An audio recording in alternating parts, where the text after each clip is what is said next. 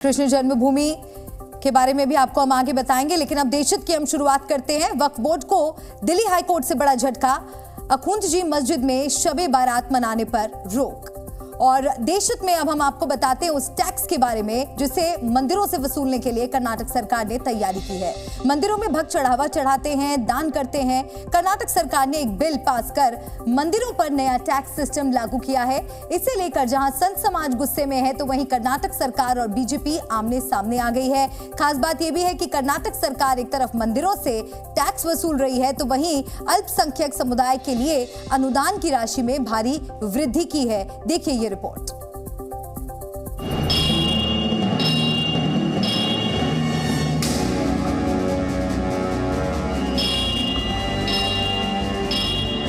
अब कर्नाटक एक प्रकार से मिनी पाकिस्तान बन गया। ये बहुत गलत हो रहा है। कांग्रेस की दिमाग काम नहीं कर रही है, इसलिए टैक्स आऊं बाऊं लगा रहे। मंदिरों में श्रद्धा भाव से आने वाले श्रद्धालु स्वेच्छा से चढ़ावा चढ़ाते हैं, लेकिन अब इस चढ़ावे पर कर्नाटक सरकार ने नए टैक्स लेने का प्रावधान कर दिया है। संत समाज कर्नाटक सरकार के फैसले से खासे नाराज हैं। अब कर्नाटक एक प्रकार से मिनी पाकिस्तान बन गया। जब हिंदू मंदिरों पर टैक्स लगा तो इससे दर्दनाक दूसर कोई घटना हो ही नहीं सकती। अब वहाँ के हिंदू मंदिर हैं, उनके ऊपर इस प्रकार से हुआ। बीच में यह भी आया था कि जो हिंदू लोग गणेश की पूजा, देवी की पूजा करते हैं, उनका भी रोक लगाया था। तो यह कांग्रेस सरकार का चरित्र क्या है, यह कर्नाटक से पता चल रहा है। कर्नाटक सरकार ने टैक्स लगाया है, ये नकारात्मक काम है। ये टैक्स धार्मिक स्तर में नहीं लगना चाहिए। इसका घोर निंदा करता हूं। इसके लिए देश के प्रधानमंत्री हो या राष्ट्रपति हो, किसी से भी इसके लिए चिट्ठी भेजा जाएगा। ये बहुत गलत हो रहा है। कांग्रेस की दिमाग काम नहीं कर रही है, इसलिए टैक्स आऊं बाऊं लगा रहे हैं। कर्नाटक सरकार के बिल कर्नाटक हिंदू धार्मिक संस्थान और धर्मार्थ बंदोबस्ती बिल 2024 के तहत किसी मंदिर की आय 1 करोड़ रुपए है तो उसे 10% और यदि मंदिर की आय 1 करोड़ से कम और 10 लाख से अधिक है तो उसे 5% टैक्स कर्नाटक सरकार को चुकाना होगा। बीजेपी ने कर्नाटक सरकार पर अपना खजाना भरने के लिए मंदिरों पर नजर गड़ाने का आरोप मढ़ा है। साथ ही इसे मॉडर्न डे का जजिया बता डाला है। कर्नाटक की सरकार या कांग्रेस और इंडी गठबंधन की सरकार मंदिरों पे टैक्स और दूसरों के लिए हज सब्सिडी। मुझे लगता है कि इस ढंग का जो दोहरा रवैया है, पुनः मैं कहना चाहता हूं, यह दर्शाता है कि इरेडिकेशन ऑफ सनातन धर्म एक बयान नहीं बल्कि एक अभियान है। सरकार जो कह रही है इसे मैं गलती नहीं बल्कि यह अपराध कह रहा हूं और इस अपराध का उनको जवाब आने वाले समय में निश्चित रूप से देना होगा। आपको बता दें कि कर्नाटक सरकार के मुर्जाई विभाग के अंतर्गत लगभग 35,000 मंदिर हैं। ग्रुप ए में 205 मंदिरों की आय 25 लाख रुपए प्रति वर्ष है, तो ग्रुप बी में 139 मंदिर हैं जिनकी आय 10 लाख रुपए प्रति वर्ष है, जबकि ग्रुप सी में 34,219 मंदिर हैं जिनकी आय 5 लाख रुपए से कम है। कर्नाटक सरकार के मुताबिक मंदिरों से जो टैक्स आएगा उससे करीब 50,000 पुजारियों की मदद की जा सकेगी। Temples which were earning more than 25 lakh rupees were being charged 10% earlier. Even when the BJP government was there, the same 10% was being taken by the Muzerai department. So now we've actually increased, we've actually taken out the slab and gone to 1 crore and above. So in fact we're helping the temples, the smaller temples. So I don't know what Mr. BJP is trying to mislead the people over here. This money is going to be used for the low C-grade temples so that we can develop those temples.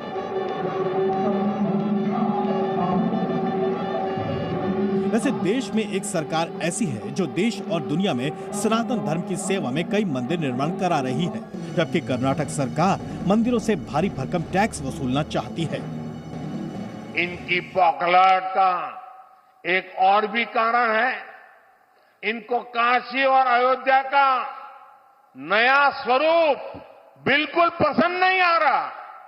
आप देखिए अपने भाषणों में राम मंदिर को लेकर कैसी कैसी बातें करते हैं, कैसी कैसी बातों से हमले करते हैं। मैं नहीं जानता था कि कांग्रेस को प्रभु श्री राम से इतनी नफरत है। खास बात यह भी है कि कर्नाटक सरकार एक तरफ मंदिरों से टैक्स वसूलना चाहती है तो दूसरी ओर अल्पसंख्यक कल्याण राशि में भी बढ़ोतरी की गई है ताकि चर्च और वक्फ बोर्ड की अनुदान राशि बढ़ाई जा सके। देखना यह है कि कैसे कर्नाटक सरकार तुष्टीकरण की राजनीति के लग रहे आरोपों पर सफाई देती है। ब्यूरो रिपोर्ट, जी मीडिया। कर्नाटक सरकार ने मंदिरों से टैक्स वसूलने का जो बिल पास किया है उसमें बाकी धार्मिक स्थलों के लिए क्या प्रावधान किए गए हैं।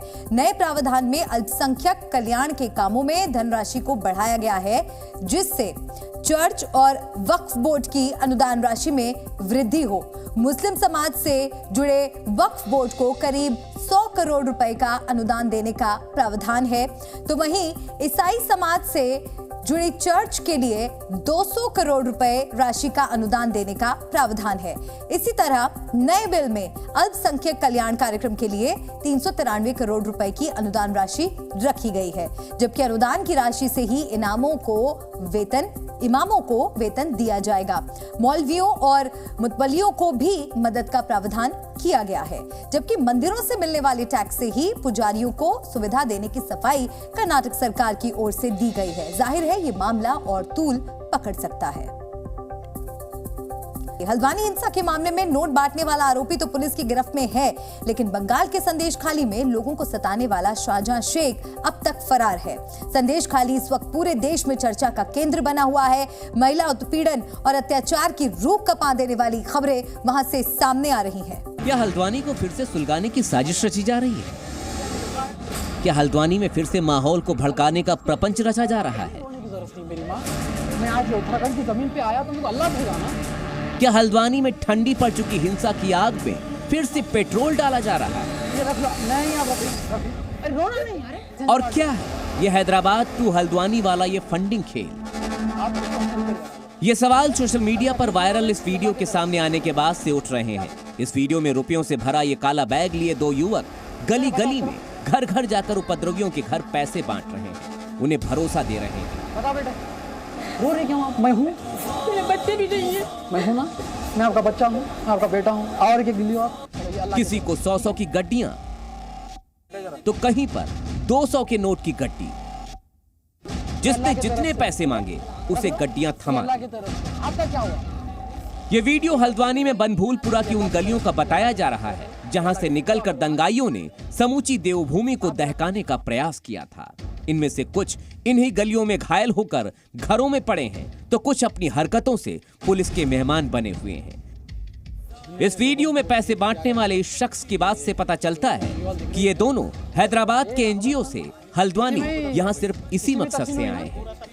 इन दोनों की बातों से भी ऐसा लग रहा है कि इस टोले मोहल्ले में जो भी तस्वीर दिखाई दे रही है वो जुल्म की दास्तान है। ये अल्लाह की तरफ से, ये अल्लाह की तरफ से रख लो, अल्लाह की तरफ दुआ करो। हाँ, आखिर कौन है ये दोनों युवक जो उपद्रव के आरोपियों के घर पैसे बांट रहे हैं? उन्हें सब कुछ अच्छा होने का भरोसा दे रहे हैं, उकसा रहे हैं। क्या इसी तरह से उपद्रव करने वालों के हौसले और पक्के नहीं होते हैं? कहीं ऐसा तो नहीं कि इन गलियों में मदद के भरोसे का रुपया बांटकर देवभूमि को दोबारा अशांत करने की कोई सोची समझी साजिश तो नहीं रची जा रही? सोशल मीडिया से उड़ता हुआ यह वीडियो नैनीताल पुलिस तक भी पहुंचा तो उसने फौरन चेतावनी भरा नोटिस जारी कर दिया। इस नोटिस में लिखा, हैदराबाद यूथ करेज नाम के एनजीओ से लेकर इसे फंडिंग और सपोर्ट करने वालों के खिलाफ कार्रवाई करेंगे। और ये भ्रामक पोस्ट है। ये पैसे बांटने वाले इनसे पूछताछ की गई है। इनका जितना भी एनजीओ है उसका डाटा, इनके अकाउंट का एनालिसिस और इनका जो फंडिंग है, कहाँ से पैसा इनके पास आया है, उसके संदर्भ में हम भी जांच कर रहे हैं। बाकी अन्य विभाग भी इसमें लगे हुए हैं। अगर इसमें किसी तरीके की टेरर फंडिंग वाली या कोई और तरीके की चीज आती है तो इसमें सभी विभाग, सभी एजेंसीज अपना काम करेंगे। पैसे बांटने वाले इस युवक का नाम सलमान खान बताया जा रहा है। पुलिस ने कुछ देर की पूछताछ के बाद इसे छोड़ दिया था। अब पुलिस इस बात की जांच कर रही है कि आखिर इन पैसों को बांटने का मकसद क्या था। कहीं देश की चिंगारी में विदेशी साजिश का पेट्रोल डालने की साजिश तो नहीं रची जा रही? सवाल ये भी है कि इतने संवेदनशील इलाके में क्या कोई इस तरह से जाकर पैसे बांट सकता है? ब्यूरो रिपोर्ट जी मीडिया। अल्लाह के भाई जाइए, अल्लाह की तरफ से। हाँ, बंगाल के संदेश खाली की चर्चा जोरों पर है और हर किसी के जहन में एक ही सवाल है कि लोगों को सताने वाला शाहजहां आखिर कब तक फरार रहेगा, कब उसकी गिरफ्तारी होगी और किसका संरक्षण आखिर उससे प्राप्त है। संदेश खाली इस वक्त पूरे देश में चर्चा का केंद्र बना हुआ है। महिला उत्पीड़न और अत्याचार की रूह कपा देने वाली कहानियां वहां से सामने आ रही हैं और यही वजह है कि अब लोगों के सब्र का बांध भी टूटने लगा है। संदेश खाली में गुस्साए लोगों ने आज टीएमसी नेता अजीत माइती के घर पर हमला कर दिया। अजीत माइती को शाहजहां शेख का करीबी बताया जाता है। भारी भीड़ उसके घर पर पहुंची और घेर कर उसकी पिटाई की। चप्पल और झाड़ू से भी अजीत माइती पर धावा बोला गया। लोगों का इतना आक्रोश इसीलिए है क्योंकि भारी दबाव के बाद भी पुलिस अब तक मुख्य आरोपी शाहजहां शेख को नहीं पकड़ पाई है। और अब बड़ा सवाल यही है कि आखिर शाहजहां शेख कैसे इतना ताकतवर हो गया, कैसे एक मजदूर बंगाल में करोड़ों के काले साम्राज्य का सरगना बन गया, कैसे मछली के तालाब से उसने बड़ा कारोबार खड़ा किया, ये सब आपको इस रिपोर्ट में दिखाएंगे। मछली का जो बिजनेस है, यहाँ पर काला धन का फंडिंग हो रहा था। शाहजहां शेख एक प्रवृत्ति का नाम है जिसे पूरे भारत में सेकुलर प्रोटेक्शन प्राप्त है। जमीन या मछली के बिजनेस के साथ स्टंट करते शाहजहां शेख का ये वीडियो पुराना है, मगर इसमें उसके मिजाज, उसका टशन और उसकी शान शौकत का अंदाजा आसानी से लगाया जा सकता है। शाहजहां शेख संदेश खाली केस का मुख्य आरोपी है और पश्चिम बंगाल की पुलिस उसे अब तक पकड़ नहीं पाई है। टीएमसी में मजबूत पैड रखने वाले शाहजहां शेख के खिलाफ लोगों का गुस्सा लगातार बढ़ रहा है। आक्रोश कितना ज्यादा है इसका अंदाजा इन तस्वीरों से लगाया जा सकता है। हाथों में डंडे लेकर स्थानीय लोग और महिलाएं सड़कों पर उतर गईं। ये गुस्सा शाहजहां शेख के उत्पीड़न के खिलाफ ही है जो कई वर्षों से लोगों को प्रताड़ित करता आ रहा है। আমরা শান্তিভাবে বাঁচতে চাই, আমাদের জমি জায়গা সব নিয়ে নিয়েছে, ঘর বাড়ি ভেঙে চুরমার করে দিয়েছে। আমরা যদি কেস কাবারি করতে যাই বলে তোদের ঠ্যাং ভেঙে দেবো, তারা যদি থানায় যাস তা তোদের ঠ্যাং ভেঙে দেবো। আমাদেরকে থানায় যেতে দেয় না, আমাদের জমি জায়গা সব নিয়ে নিয়েছে। আরো এখানে আরো একটা বিচারে 40,000 50,000 টাকা যদি বিচারে দিতে হয়, 40,000 50,000 টাকা করে দিতে হয় বিচারে। संदेश खाली के बरमजा में स्थानीय लोगों और महिलाओं ने जमकर प्रदर्शन किया। इनके निशाने पर शाहजहां शेख के करीबी थे। नाराज लोगों ने अवैध तरीके से जमीनों पर कब्जा कर बनाए गए मछली फार्मों पर भी धावा बोला, साथ ही अवैध झोपड़ियों को भी आग लगा दी। संदेश खाली की गलियों से निकलकर शाहजहां शेख ने बंगाल में कैसे काला साम्राज्य खड़ा किया, इसकी कहानी किसी फिल्म से कम नहीं है। शाहजहां शेख पहले मछली फार्म में मजदूरी करता था। 2004 में एक ईंट भट्टे पर यूनियन लीडर बना। उसी दौरान वो सीपीआईएम में शामिल हुआ, जहां से वो लगातार मजबूत होता चला गया। 2010 में वो टीएमसी नेताओं के करीब आने लगा।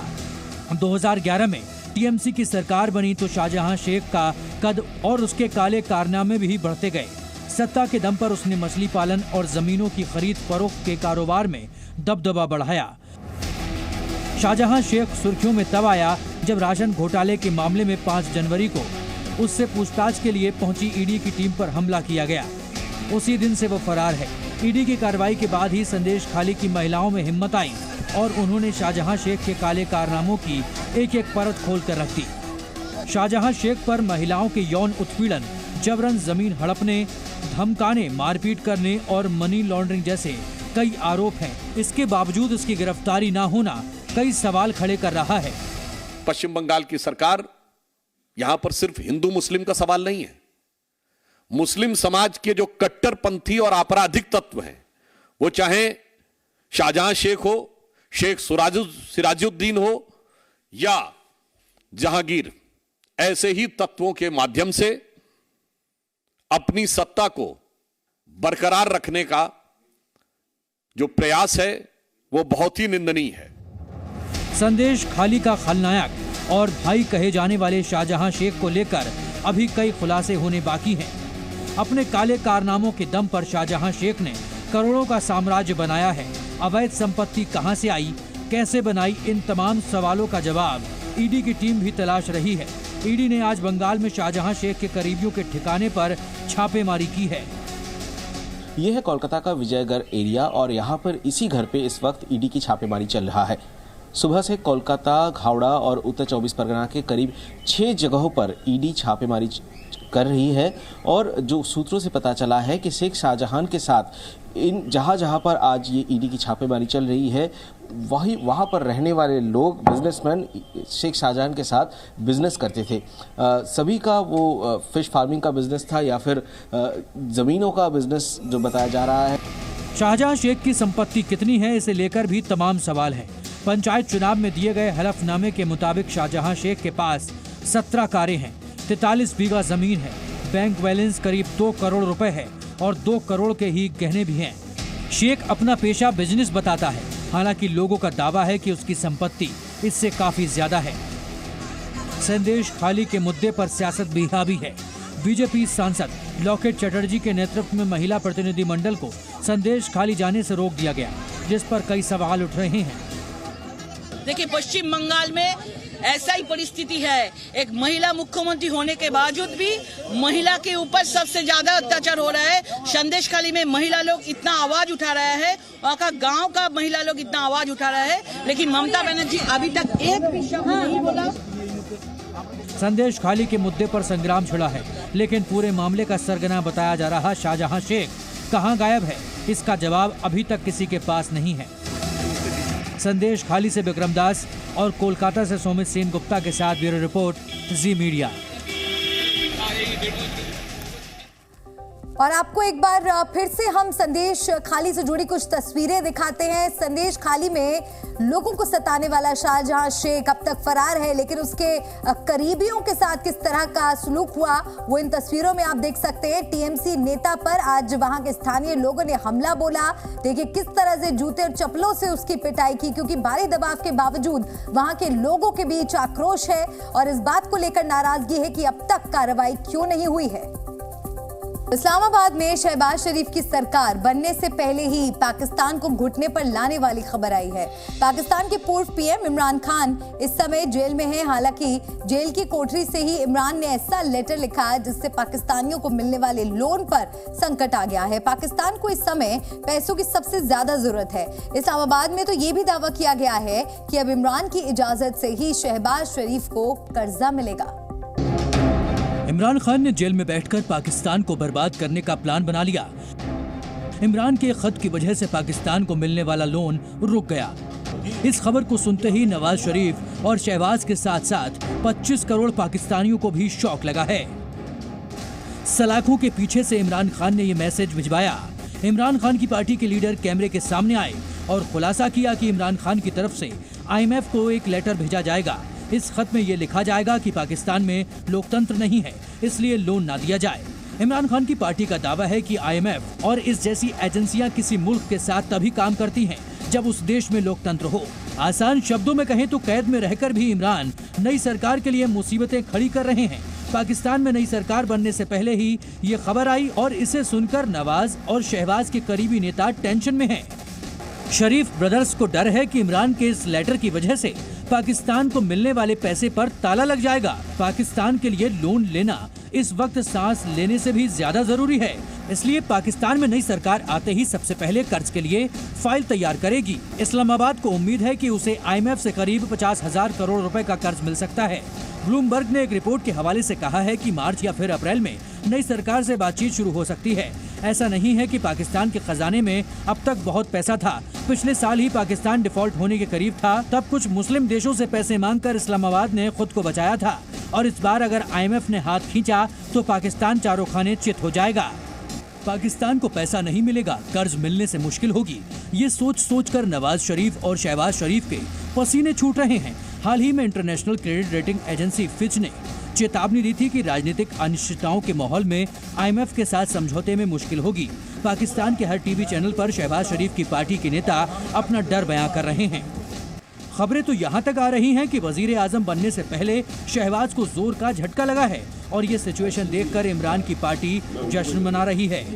कंगाली की ऐसी हालत पर एक नेता ने बयान दिया था कि पाकिस्तान के पास जहर खाने के भी पैसे नहीं बचे। आजकल हालात एकदम ऐसे ही हैं। पाकिस्तान की कोशिश है कि IMF से उसे लंबे वक्त के लिए लोन मिले।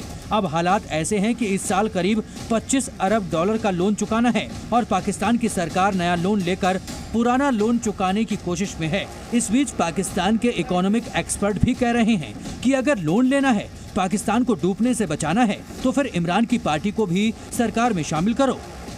इस्लामाबाद में हल्ला है कि शहबाज शरीफ को मिलने वाला लोन इमरान खान के इशारे पर पास होगा। पाकिस्तान में कभी जेल में बंद किसी नेता ने ऐसी पावर नहीं दिखाई थी। बड़े बड़े पत्रकारों का दावा है कि वजीर आजम बनने के बाद भी शहबाज शरीफ के हाथों में ना पावर होगी और ना पैसा। हालांकि एक दावा ये भी है कि इमरान का लेटर सियासी है और ये हो सकता है कि IMF इसके बाद भी पाकिस्तान को लोन जारी कर दे। हालांकि इसकी गारंटी पाकिस्तान में कोई नहीं दे रहा, इसलिए डर सबको लग रहा है।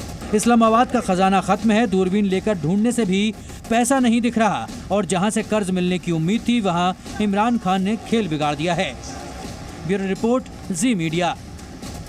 आज अमेरिका को 52 सालों के बाद चांद पर बड़ी कामयाबी मिली है।